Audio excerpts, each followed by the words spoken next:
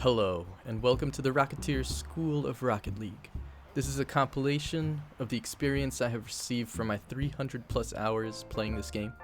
I will be covering everything I can think of, from eliminating whiffs to positions and decision making.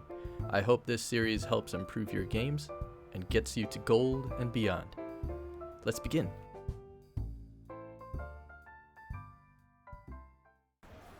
Do your hits feel wimpy? Ever line up for an epic smash that you think is gonna sail across the whole field, but it just awkwardly limps forward like 2 feet? Today, I will attempt to show you how to hit the ball hard. The main issue with what I like to call limping balls are low speeds and misused flips. Allow me to explain. The easiest way to hit the ball hard is to simply boost into the ball. Build up your speed and make any sort of contact with the ball and it will go flying. A mistake I see often is people front flipping when they shouldn't be. When the ball is rolling, not bouncing, the most effective way to clear the ball as far as you can is to simply boost into the ball. No jumping or flipping required. Not only does this elevate the ball and hit it far, but it is very difficult to mess up as all you're doing is driving into the ball. Remember, use what you learned in my Rocket League 101 video and make sure you're properly leading the ball. Now, if the ball is bouncing, there are many ways of hitting it hard. The first technique involves a well-timed front flip.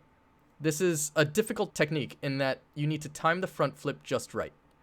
As the ball is bouncing, you want to boost and time your boost so that you arrive at the ball as it is touching the ground. It helps to give the ball some room, predict where it will be landing, and boost straight at that point.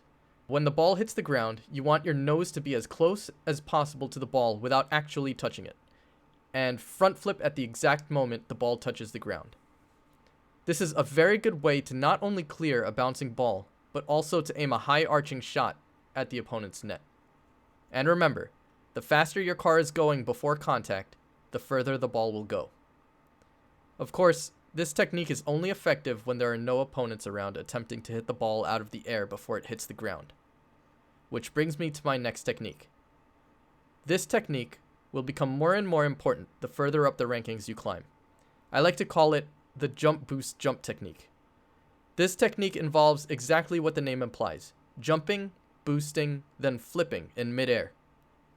The way you perform this maneuver is the first step in becoming effective at aerial strikes. The first step is the most important.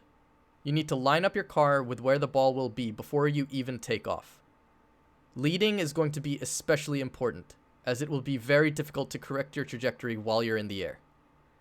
Once you're lined up, jump, tilt the car slightly back, and immediately begin boosting. If you are going too high, tilt the car slightly forward. If too low, tilt the car more back. If you're too far to either side, turn to compensate, making sure not to overcompensate in either direction. Now, usually, you want to be coming up toward the ball in order to hit it upwards. But as you practice this technique and are able to control what part of the ball you hit, it will become a very effective scoring tool. The final step in this technique is to hit jump one more time in order to make your car flip. Practice and find out what the effects of certain flips are in certain situations. And that's all. I hope this video will help you get that extra oomph in your hits. Thanks very much for watching. I hope you had a good time. Leave a like, maybe subscribe, and I'll see you all later. Bye.